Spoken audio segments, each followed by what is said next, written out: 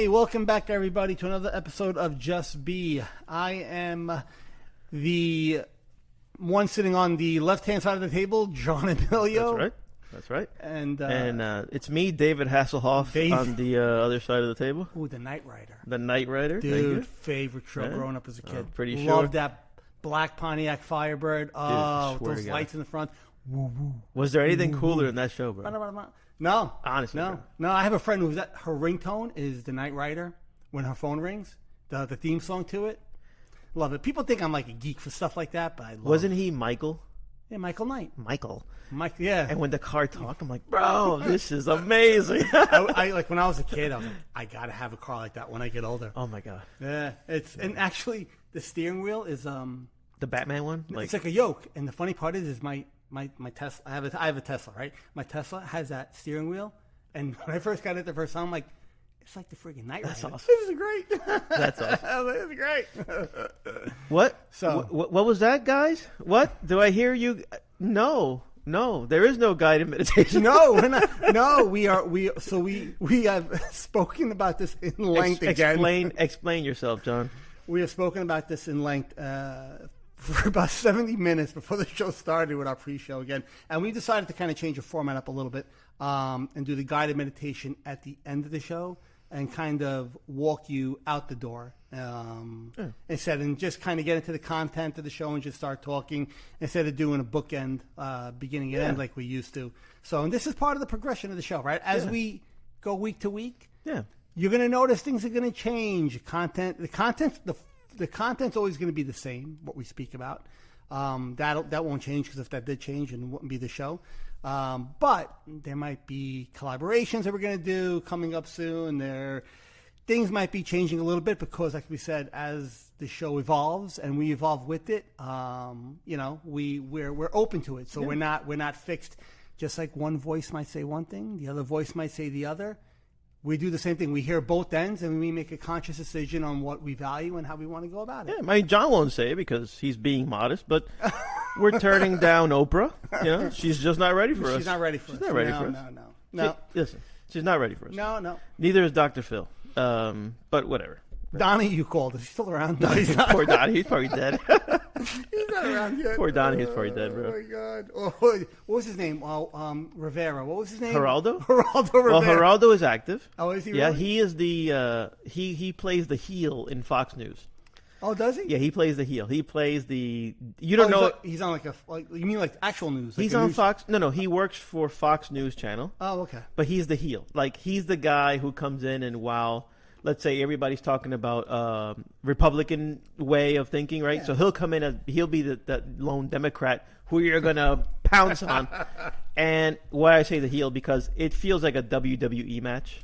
Oh, really? Yeah, it feels like a WWE match. I don't watch. Yeah, I don't watch the news. So it's almost like they put on a show for the consumers. You know, they think that that's what their audience wants to see. They want to see Geraldo Rivera come in and say that Buttigieg did a great job at the train derailment, and while the other guys go, "What? You're kidding me?" Yeah. And then you get that's the whole basis of a you, lot of those shows. You understand? Yeah. So if you ever want any political commentary, please see Henry, yes. my partner. Yes. Because I am ignorant on the subject for the most part. Please come see me. I will make sure that we don't go anywhere. No, but coming back to the whole point of the show, John.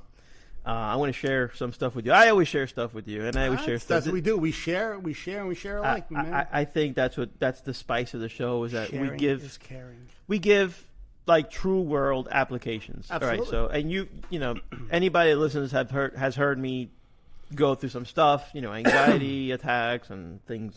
You know, thoughts that have come into my mind. This past week that we just, I hate to sound like it. This past week that we just passed. So this past week, I've had some anxious moments. I'm self-employed. If anybody's self-employed, you'll have your fair share of. That's something we both have in common, by the way. You'll have your fair share of anxious moments. And if you don't believe me, go ahead and try it. So I had very good reason to be anxious, and I was, I came over and I was telling John. I said, John, I got like this revelation, and it's weird. Tell me if I'm wrong. Tell me if I'm right. This is what I'm feeling. So here's what I'm feeling. As everybody here knows, I started my mindfulness path, just recently, months now. So I've been practicing. Obviously, I'm this co-captain here on this podcast, which really helps. It really helps you ingrain what we speak about in your own life. And so, as tough as this week was for me, my thing that I kind of identified with was anxiety. Right? I experienced anxiety. Yeah. Anxiety is a very good friend of mine, and came to visit me this week. And what was weird about this week's visit from anxiety was that, John, it was weird. It's almost as if what normally would have taken me down a road of, let's say, oh my God, it took a while. It took a minute and actually didn't reach me. The anxiety monster didn't reach me as it would have before. It's almost as if, and when I spoke to you earlier, it's almost as if there's a road, and it's always clear for anxiety. Anxiety gets on that road, and it's like a superhighway, and gets to its destination. It's cruising speed real quick, yeah. And through my practice, I don't know if it's because I'm more aware. I don't know if it's because of my practice of meditation. I don't know if it's, it could be several things. I wouldn't say I don't know. I would say it's probably what you're about to say is probably a direct result of what you've been doing. Yeah, so like there's this clear superhighway where anxiety used to get on and reach right at me in a matter of 0.3 seconds. Well, here we are in this anxious environment and conversation and where usually my mind would go, and here comes anxiety. It's almost as if that highway was now filled with garbage cans and obstructions and cones and cement blocks, and anxiety's trying to get, and it's sounds like the road runner. It's just not. It doesn't have that clear superhighway. Yeah, absolutely. I know exactly what you're saying. Yeah, and that's the way it felt like. I'm putting words to feelings, and I'm making it colorful so that you can kind of follow me, mentally. Yeah. But is that legit? Like, is that what happens? Yeah, absolutely. I mean, it's the whole point of it. So what you're saying when you say things like the anxiety would hop on the highway and hit, cruising speed right away. You didn't put any roadblocks up, even though that's a great way to get a visualization for people, right? That's great. I colored it. Yeah, you color, and that's neat. We need to do that to make people understand. So what actually is happening there is you're not allowing anxiety. You took the on-ramp off. So the anxious feeling is going to come up because you can't control it. It's going to be running on that service road right next to you. You just didn't give it an on-ramp to come on the highway with you and grab you and take you for a ride. It was always there. That thought was kind of there. That feeling was kind of there. You just didn't. You didn't energize it by not letting it on your highway. And by not letting it on the highway, it didn't take you. And like you said, in 0.3 seconds, you would have been like, "Oh my God, this! Oh my God, that! What's going to happen? Oh, blah blah blah blah." And rabbit hole, and now you're deep in the the bowels of an anxious, kind of anxiety attack. So you didn't allow that to happen, not because you stopped it. Not because you pushed it away, just because you didn't simply look over and engage it. But it was there. Did you feel it? Like, did you have that? You had that anxious thought, right? So it came. Anxiety tapped my shoulder. And went, hey, Henry, insert theme, right? Okay, remember, I say insert theme because it could freaking be anything, right? It could be a work, a family issue, or just a mental image of something that might happen in the future. Hey, Henry. Yep. Hey, Henry. Yep. But Henry never did this. Yes. What? Are you serious? Henry looked over and said, thank you. And then looked back where he was going. And, hey. And Henry looked back. So you didn't push it away. You didn't put roadblocks up. You didn't do any of that. All you did was allow it to be there and just not give it the energy to be able to keep up with you. So as you kept moving forward, you didn't energize it enough. You didn't give it any gasoline that it could try to hop on the highway and come with you. And you left it behind eventually. So direct result, 100%. Okay, so two things. How did I do that unconsciously?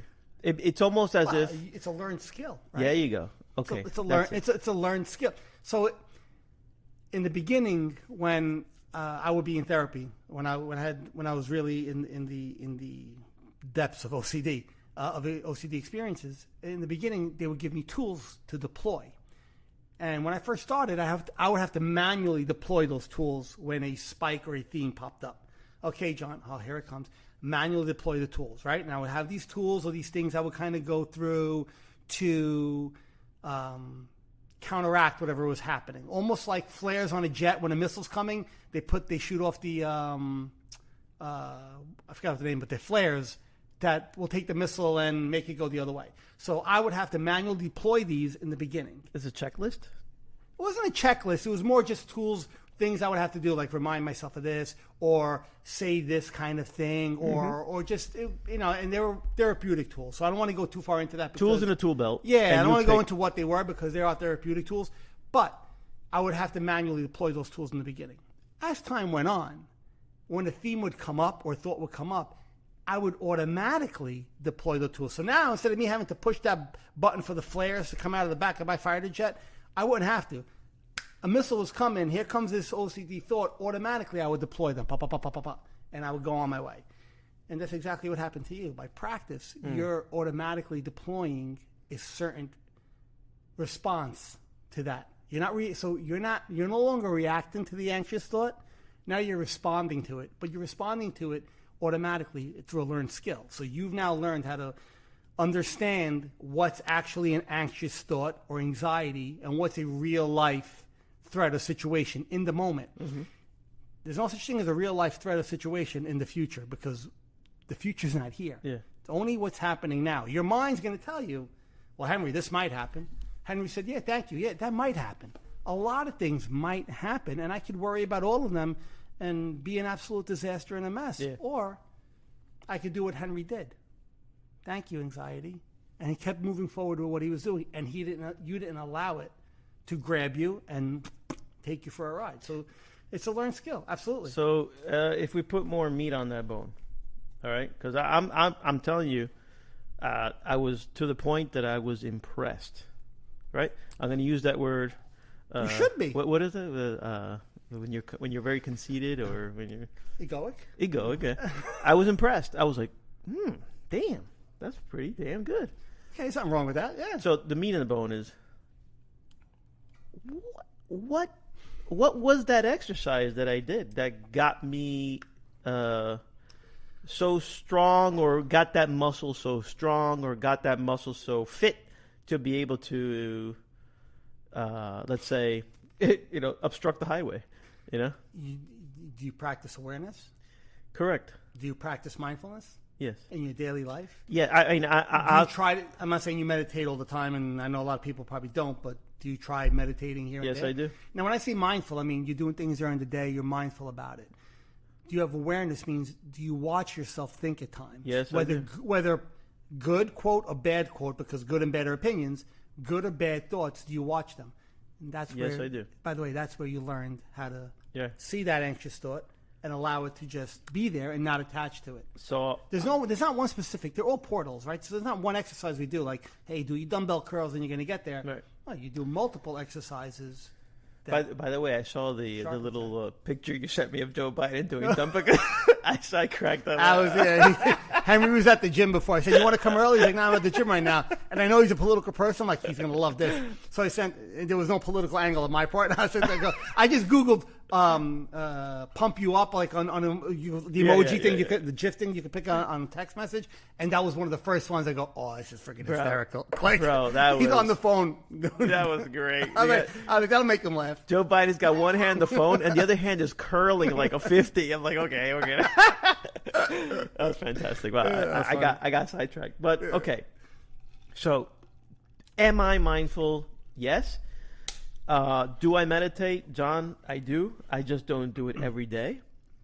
Okay. But I do meditate. And I try to always improve the quality of my meditation every time going out there. And I'm like, how do you improve the quality? And you asked my question for me. Yeah, thank you. So how is that? Well, it's me classifying myself. So I classified my activity as improving on the quality, Meaning, you know how you can't help thoughts from entering while you're meditating? No. But the point is watching them, yeah. Right, that is the point. So for me, improving the quality of my meditation is, so if you take a look at how I used to meditate before, I would try to sit quiet and just close my eyes, but every so often my eyes would want to open, and then a thought would pop in, and then I'd be like, don't engage in that thought. I'm like, well, I'm doing that wrong. You understand? Yeah. That was the beginning. As I go on every session, I try to improve the quality. So I find myself repeating in my own head a lot of the things that you say during the guided meditation. So if I can repeat the instruction, it now became natural to me to sort of do certain things, and the thoughts do come in, but they're easily, if I could say, ignorable. Ignorable. You can say ignorable because you're ignoring them. Right? You're not pushing them away, you're ignoring them. And in my mind, I'm improving the quality of my meditation because I want to get better. Again, it's me classifying. I want to get better at it in the sense that I don't want to struggle too much with the thought lingering around. I want to be able to watch the thought go by like a cloud. So yes, the quality of my meditation has the act has taken a turn to where you say, put your focus on your extremities. So I start with that. So I do the feet, I do the knees, I do my stomach, I do my shoulders, I do all the way up to my fingertips. Yeah, absolutely. And for some reason, I hate to sound like, cliche. My fingertips touching is my thing. I never thought I'd be here. What do you mean your thing? You know the classic picture of for some reason when my fingertips touch, not necessarily like that, but just when they touch, it helps me. Why do you think that? There's actually there's a lot of spiritual teachers and meditators will speak about that. There's a connection that happens when you touch your fingers. It's almost like you're closing a loop. Mm-hmm. You close this loop of energy, and it helps you refocus. It works. It does. No, it really. I would not have gotten there by myself. It actually does. It closing, and that's why you see pictures of meditators holding like this, and I don't know everything behind it, but when they say when you hold your fingers, whether it's your index finger and your thumb, or just your first three fingers, your thumb and your middle finger, index finger, like this, it's like you're closing a loop of energy, and it helps you just kind of refocus yourself. So doing that is very helpful when you're meditating. It's almost like a grounding. It helps ground you. When you do that. I was talking to my son once, and I told him, we're talking about meditation, and I said, try doing this. Grab your two fingers and just even slightly rub them together, hold them together, and you feel like your focus immediately goes there. And I said, if you just pay attention to the space between them, you could almost feel a vibration between them. I go, and that's your energy. That's your, your inner essence is kind of flowing through it, and it helps ground you. And look, it does until the thinking mind comes in and now starts, So. That's the kicker, is that the thinking mind, right? You can't stop that. Yeah. So, again, because I'm self-employed and I'm going through these things, again, the economy's not great. There's stuff going on. My industry is under incredible assault. So, my anxiety, pre-mindfulness, my anxiety would be, where's the nearest balcony so I could jump? Post-mindfulness, or let's say during mindfulness, it's something very, very manageable. And because why? Because you're staying where? I'm trying to make this like a lesson. New Jersey? No, it's not. After I said that, I heard that. I'm like, I sound like a friggin' teacher. What am I doing? You're staying because you're staying here and now. But by the way, present moment, you're not getting lost. You're a natural teacher. But go ahead. Yeah. You're a natural teacher. You're not getting lost in the future. Yeah. You can't control the future. Neither can I. No, none of us know what's going to happen. So you're not going down that. You're not going down that road with Henry. What's going to happen in your industry? We don't know what's going to happen from now to you. You're staying here, and the only thing you can control, which is the present moment and your reaction to it, and that just kind of floats away. And now the next moment, and as the days and time goes on, you'll deal with the situations as they arise. Okay, so I'm impressed with everything you said. Should be impressed. Because Your reaction. with everything you said. Because I'm not one to say, I swear on my, but I swear on everything valuable to me that's exactly one of the thoughts that I was saying to myself. Because again, I've been reading a little bit of Eckhart here and there, and the thing about there is. You don't live in the future. No, you live it's now.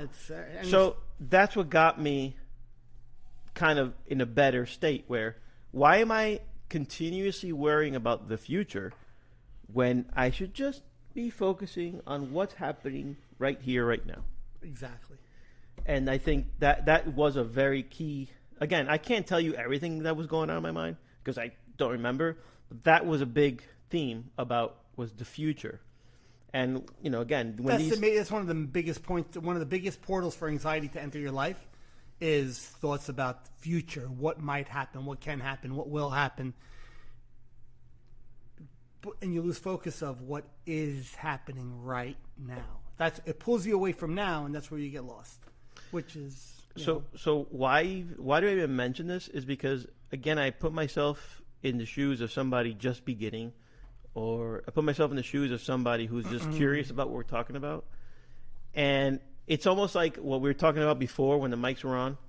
If we stand in front of an audience of 100, and all we do is say, how many of you here have experienced a depression or have experienced a depressive moment in your life? You're going to get a big round of hands. Like you're going to have a lot of hands go up. And then if you ask the same question about how many of you here have experienced some anxiety, I think you're going to have a huge show of hands. And then you ask, how many here experience OCD symptoms or think, and I bet you're going to get hands. And here we are. Mindfulness, helps you through everything. I don't think there's anything that it can't help you through. 110%. Right? No.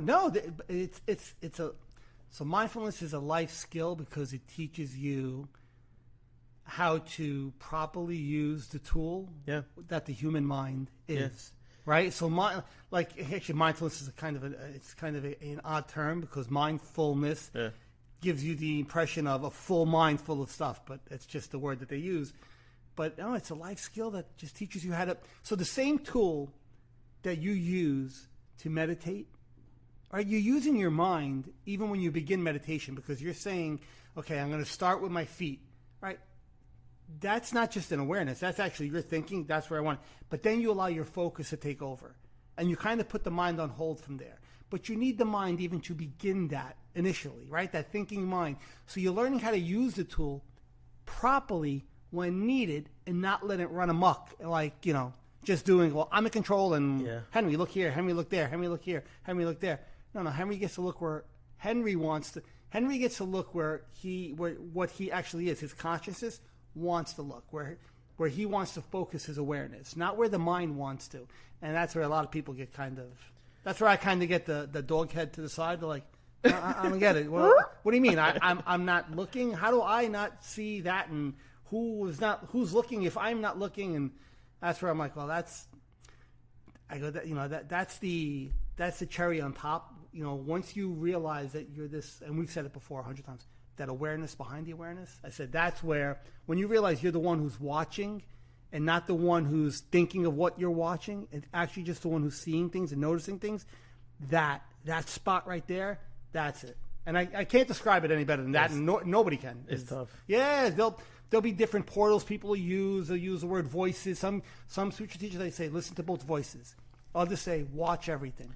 You're watching your thoughts, you're hearing your thoughts. It's the same thing, right? Yeah. And I think people are probably, if we have listeners that listen to us every week, they're probably sick of me saying this, but you know how powerful.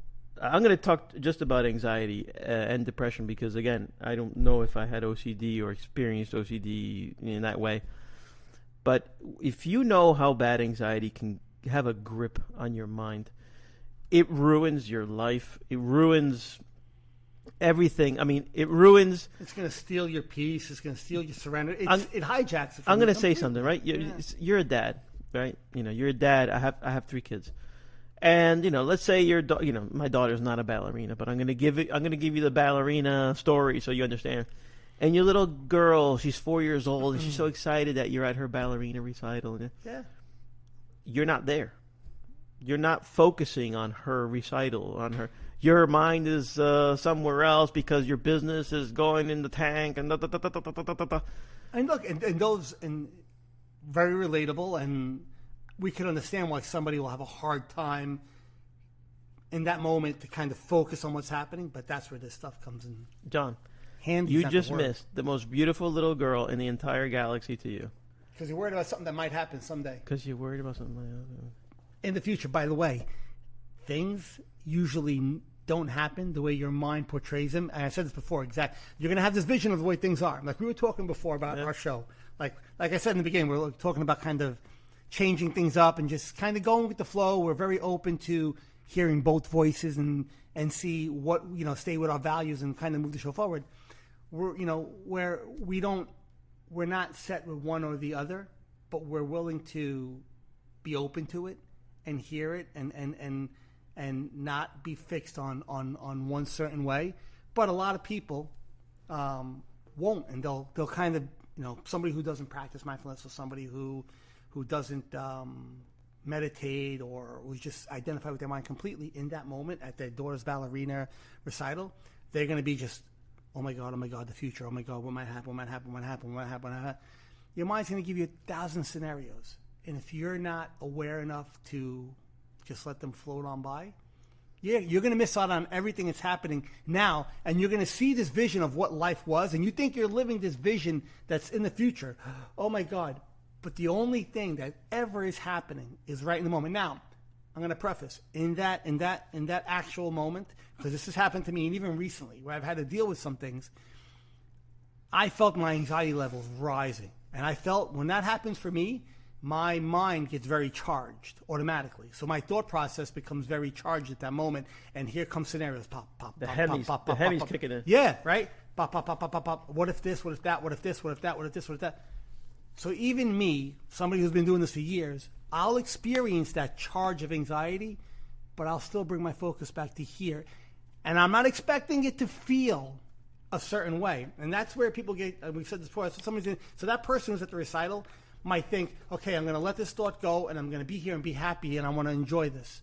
It doesn't work that way all the time. You might let it go. You're going to be present. You're going to be watching. You're going to be absorbing what's happening. You're there with your daughter. You're seeing her. You're locked in on it. But yet in the background, that anxiety is still there, and it's going to want to pull your attention. And you just keep bringing it back. You keep bringing it back. You keep bringing it back. And by the way, those moments are where the work is done. So somebody who has an anxiety, I'm doing air quotes, relapse. Somebody that's, I've been practicing for so long. This is great. I've been doing so well, and now I had this anxious thought, and I kind of expect it. I kind of and all this happened, and I had to work harder to kind of refocus. And I'll look at them, and I'll be like, that's an opportunity to sharpen your skill. Expect it. That's where every time I have any kind of anxious situation in my life, whether fictional, fictitious mental or actual happening, whatever it might be, I'll say to myself, okay, here is where I do the work. Yeah. And I always remind myself of that. I go, this is where we do the work. And this is where I kind of sharpen my focus even more. Because what happens when that passes, what's left behind is a sharper awareness. And in the calmer times, that's even a more beautiful thing to have. So when it's shitty and when things are kind of rough, use that as an opportunity. Like if you're a very religious person, people will say, oh, I pray to God to this, I pray for God for that, I pray for God for this. And that's great. I would always say, and I think if you talk to a priest, they'll say, God's not going to give you that. God will give you the opportunity to do it. So you want to be strong? I bet you God will give you the opportunity to be strong, right? It's like what you need versus what you want.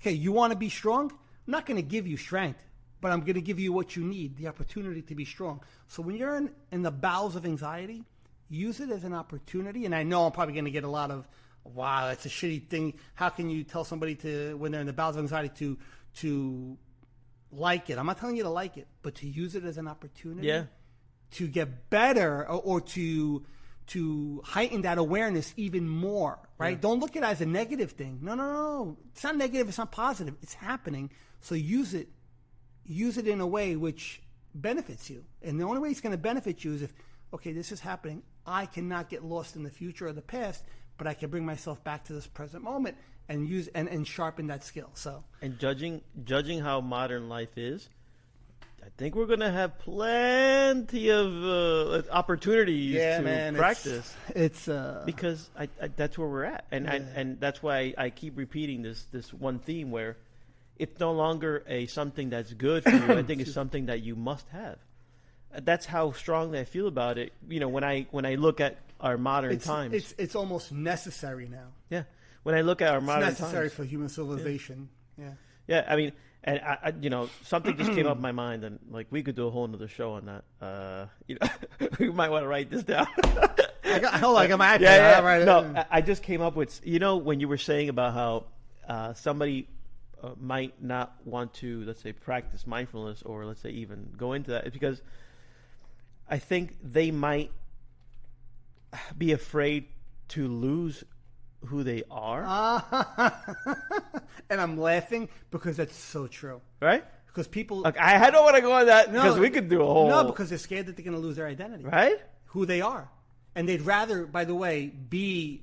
And not everybody, it's not for everybody, but they'd rather suffer than not identify with something that they know. John, I think that happens more often than I think it would happen. Most people will tell you, oh, I get what you're saying. Yeah, it's great.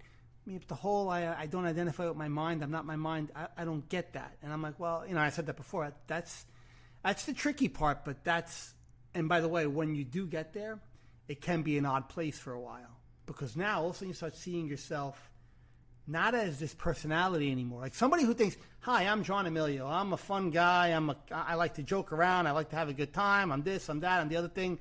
Now, all of a sudden, when that world kind of gets, I don't want to say blown apart, but all of a sudden, like, okay, well, that's who this thinking mind is. Because if I can watch all these thoughts come in and not believe this one, not believe that one, so even my personality and everything, part of it is all part of this computer that's learned all this stuff through in my environment, my upbringing, teachers, friends, blah, blah, blah, my whole life.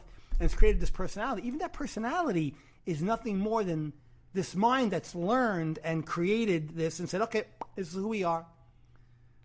It's hard for somebody sometimes, like when they say, okay, well, I'm not that. So then what am I? You're the one who watches it behind it, but that one who watches it doesn't have a personality, and that's where you lose a lot of people, and certain people keep going along. So that's part of the experience of awakening, right? So there's different levels, and you get to a point where they'll say after you awaken partially, sometimes you kind of feel not lost in a depressed way because you no longer identify with depression, but you feel like almost like, okay, there's this void there. And this happened to me for a while, but there was a void. And I'm like, what am I supposed to be doing now? Like, what am I supposed to be doing? And I started kind of almost struggling with that until I realized all my mind was doing now. My mind came back in and said, it's trying to say, well, this new thing that John realized that he's watching, well, what is this? And I started asking questions about that. So, it kind of... But it's like a backdoor spike. If I can critique you, bro, you had a real struggle. Like, you had a struggle that I think is worse than my struggle with myself. I don't know. Better or worse, it's just but I personal opinion. Again, I read your book. I'm reading your book again. Yeah, sorry. Sorry about that. No. And although I loved you who you were before, and I think you're an improved version of yourself, not because of how you are with me, but because of how you are with yourself. Because you weren't afraid to assemble a new John. You weren't afraid to, let's say, face John, or the thoughts that were going through John's head. Yeah. Who made up John? Yeah, who made up John? Yeah, and that's it's kind of And I'm telling you, I'm kind of in that zone myself right now. it's part of the awakening process. And I'm telling you that something stupid. I just came back. I just traveled a long time in car right now, and I do a lot of highway miles, and somebody comes up behind me and flashes lights. I'm gonna tell you. First, Tony Montana is ready to pop him in the fucking face. Yeah. Tony, what the fuck is your problem, bro? Yeah, that inner Brooklyn comes out. Right? Are you kidding me right now? Do you have any idea? Like, I'll fucking kill you, bro. Yeah. And it's there, sure. And then you quickly come to and you say, what benefit is going on here? Like, well, you notice a reaction and you turn it into a response. You notice. Same thing will happen to me, right? I'm driving, somebody come up behind me. Right away, I want to turn around and go, why is this person riding my effing ass right now? So that, by the way, that thought, just in total transparency here, that thought does come up. Right. Not like it doesn't, right? Right. Somebody comes up my ass and they're Right. like they're riding on my back of my pickup truck on the way to the Poconos this weekend. And I'm like, I hear it. Yeah. I don't react to it. No. I let it go. Now, if somebody's doing something that's dangerous to you, yes, you have to take corrective measures. Right. And at that point, whatever. But you didn't react to it. You responded to it by saying, yes, there is a person behind me. Yes, there's probably part of me that would love to flip them off and tell them where to go. But you already know what's that. You're engaging this automatic part of your brain, but you have this awareness to see that happening. Right? By the way, you know how many road rage incidents would be avoided if people just had just a drop of awareness when they're behind the wheel? Because that's one of the most intense charged times. When you're driving at 70 miles an hour and you have somebody who's kind of driving erratically around you, you kind of go on alert right away. Yeah. And if you're an aggressive person by nature, by the way you've been brought up, that's going to want to be your initial reaction. Yeah. But a drop of awareness, but you could see that reaction coming. You could respond differently to it. Yeah. So, and you know what's funny? Right before you opened my eyes to this thing. Yeah, this thing called mindfulness. Right before, I was saying to my wife, my kids, I swear to you, I'm not even lying. He goes, I'm in the mood for a good fight. Like, yeah, I swear. Yes. I'm in the mood. Drama. There's a hunger for drama, and that's the I'm ego. talking fisticuffs. Oh, no. Like, I'm not violent. If anybody knows I've never me. seen you get violent. Seen you. Not violent, but I will speak up for myself to the point. Right, yes, like, that's different. I won't let bullies bully that. But and I'm ready to go all the way. Yeah, no. But that I could see. But I was like, if there's this moron who wants to pick a fight, well, I'm going to give it to him. That was my mindset. You know, that was the ego being charged by someone else's ego. Remember, we always say if you're around people who are you fed that wolf. You fed that wolf. They're going to have these. There's people who are very, and we use the word ego because it's something that we've said before. People just kind of relate to that word, even though it's not. The ego is just a thinking mind. But people who have that egoic kind of thinking, they're always looking for drama or some sort of conflict. They'll automatically, by being around you, start to try to tap into that in you. And if you feed it, it'll quickly grow and you'll connect. That energy connects with them, and here comes this conflict. So yeah, when you're saying you were looking for it, that was actually your ego inside of you looking for something to, like it was hungry. And it says, that wolf was like, I need to be fed, and I need to be fed now. Who's going to feed me? Erica, you going to feed me? Kids, you going to feed me? John, you going to feed me? Yeah. Coach, you going to feed me? Who's going to feed me? Guy at work, you going to feed me? And you walk around almost like a salivating wolf who's you're waiting for this. You're waiting for the first person to go, huh? And, simultaneous. Scott Adams has simultaneous sip. We have the simultaneous roar. You're waiting for that. So you've gotten to the point, thankfully, through practice and awareness, that you see that when somebody wants to do that, and you allow that to pass, especially when it's a non-conflict where there's no danger to anybody, you or your family. You let that go, right? We always talk about self-defense is a whole different thing. That's that whole concept having. I told you we were speaking about it before. There was this, I forgot, this monk who speaks of a heart of a Buddha, but the strength of a tiger, Right. and knowing that the heart of the Buddha leads first, but if needed, the strength of the tiger is there. Sure. Right, and it's kind of that same mentality. But most people have the strength of the tiger first. Always look at the pounce. So, yeah. So if we leave you with nothing else, because I think we might be. we're at 40 minutes actually. Yeah. So if I can say this, mindfulness will teach that tiger within you to settle down.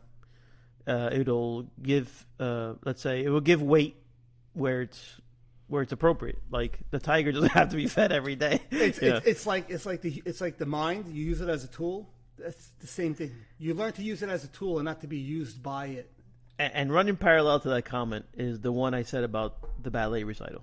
Yes. I believe, when we have to go take that journey into that pine oak box, it's that day that you were there for your daughter at the recital. It's that day that you were able to soak in, watching your kid on the baseball field, whether experiences, whether he struck out 4 times or whether he hit 4 home runs or everything in between. That's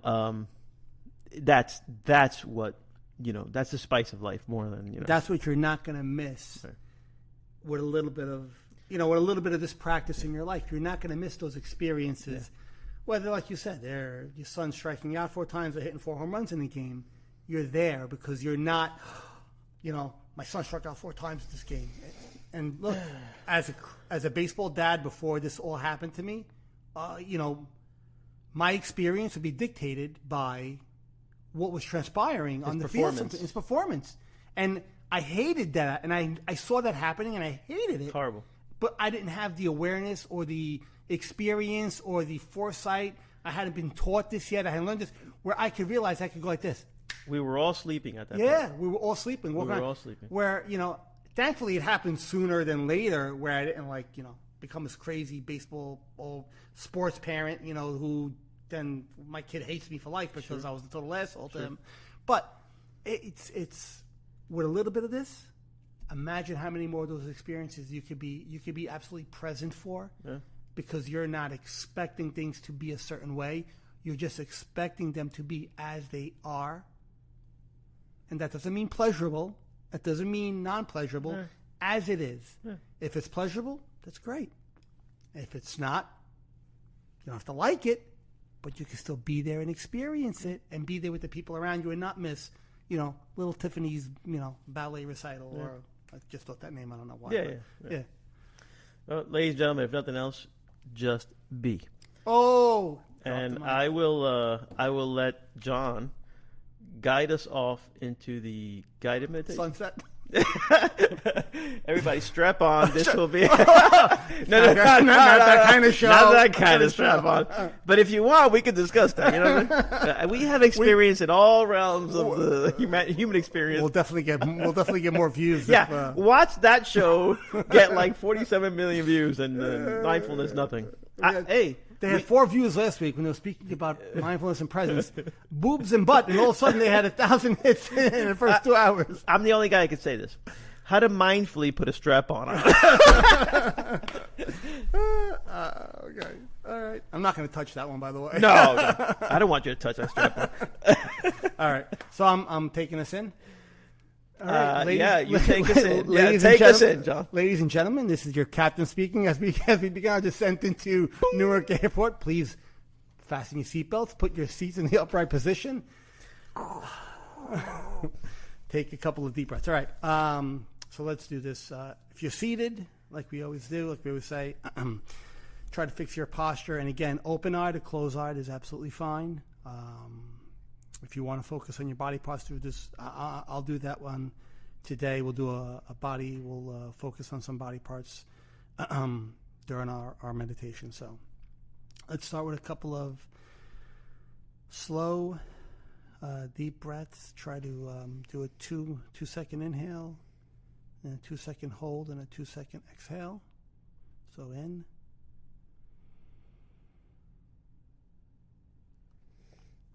And exhale. In.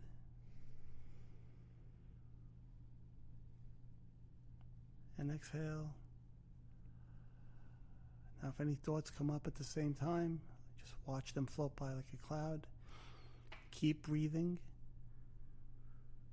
And if you want to focus on your extremities, we can start from our feet. Just noticing. Remember, it's always about noticing. Notice those feet. Notice the weight to them if they're touching the floor, if they're dangling off your chair. Don't label them, just notice it. Then you could slowly move up to your calves. Just notice your calves. Notice any energy flowing in them, any vibrations that you feel in them. And up to your thighs.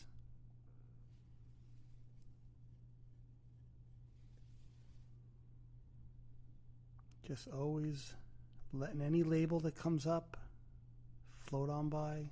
If you have to bring yourself back 100 times, that's fine. Move up to your torso.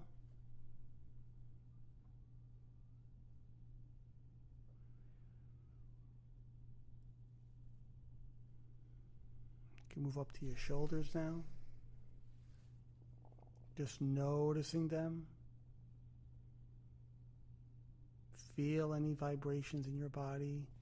Sometimes you'll feel a pin and needle sensation, especially in the extremities like the hands and the feet. You go down your arms, try to work on your hands now. And if you want to touch those fingers, that's a great time to do it. Almost feel that pulsating in between both fingers as they touch. Almost like a magnet that's keeping them together.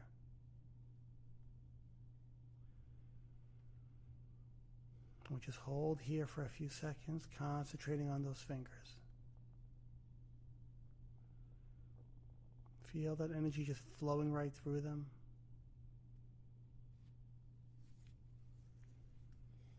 Let's take 2 more deep breaths. In. And exhale.